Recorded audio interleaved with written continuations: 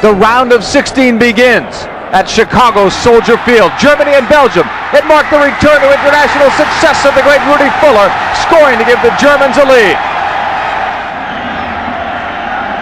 But some problems again at the center of the German defense, and this mix-up results in a tying goal by Belgium.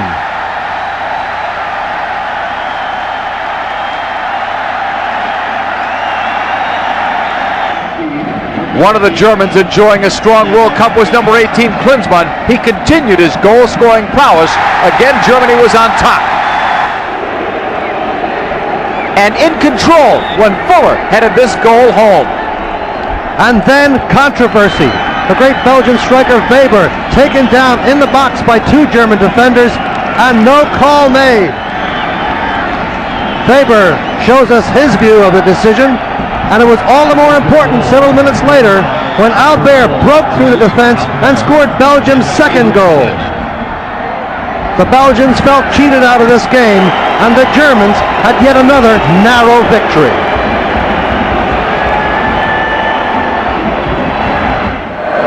A moving experience for Switzerland in the World Cup, but they weren't moving too well here on this move by Hierro, getting by an entire Swiss defense and scoring the first goal of the match for Spain.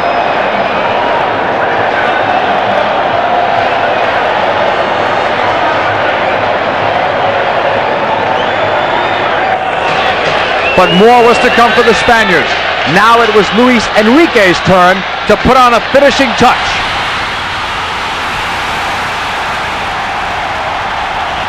Spanish coach Javier Clemente wants no mistakes now, and is in fact rewarded by a third goal, this one from the penalty spot. A 3-0 victory for the Spaniards, who achieved their goal of getting to the quarterfinal.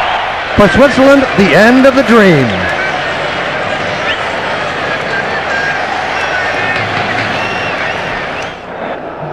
Saudi Arabian fans were ecstatic to be in the round of 16. The Swedes had some bigger expectations. And early on it was a goal courtesy of Erdalin, as a great ball is served into him, and he gets his third goal by a header in the World Cup.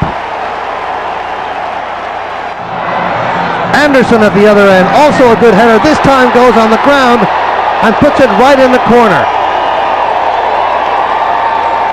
But the Saudis showed why they truly belonged here with some great individual effort by Al-Ghachian, rounding the defense and burying it in the roof of the net to bring the Saudis within one. But on this day, Sweden and Anderson were not to be denied, as this time he finds the far post and celebrates their advance to the quarterfinals.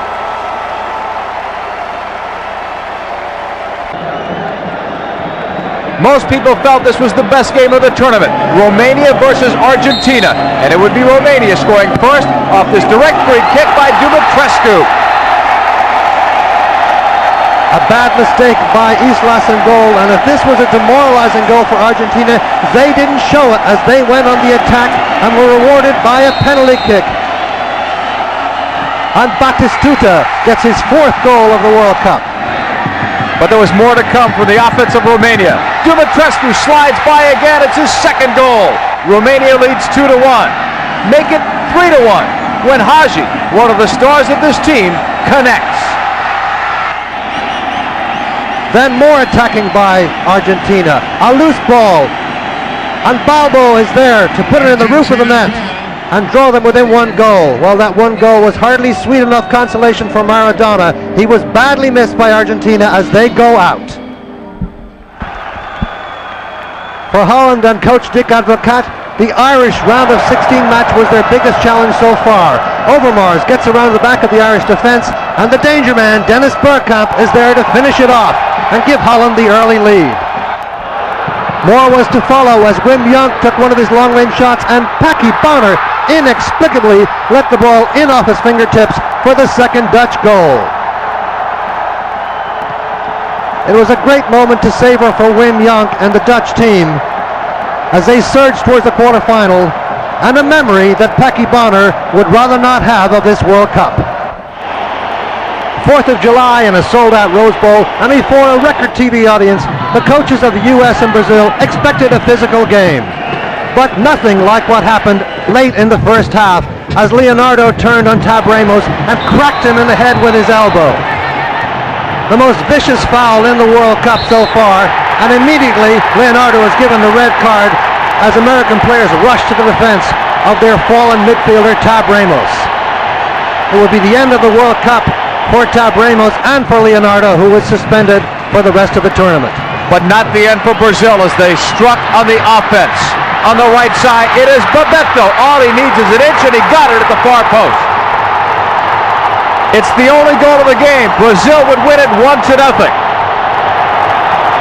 Fighting back the tears, the U.S. players saluted their fans. They were through in this World Cup, but they could hold their heads up high. The Nigerian fans and their players were starting to feel at home at Foxborough Stadium, especially early on against Italy, when Amunike scored the game's first goal.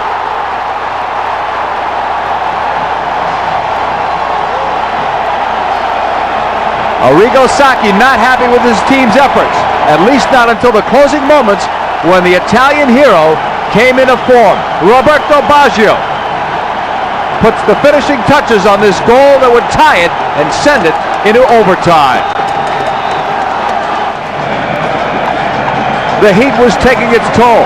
Baggio and others were stretching, knowing that they had at least another 30 minutes. And on this penalty kick, Roberto Baggio sealed the fate of Nigeria. It was the end of the line for this great African team, while Italy rolled on.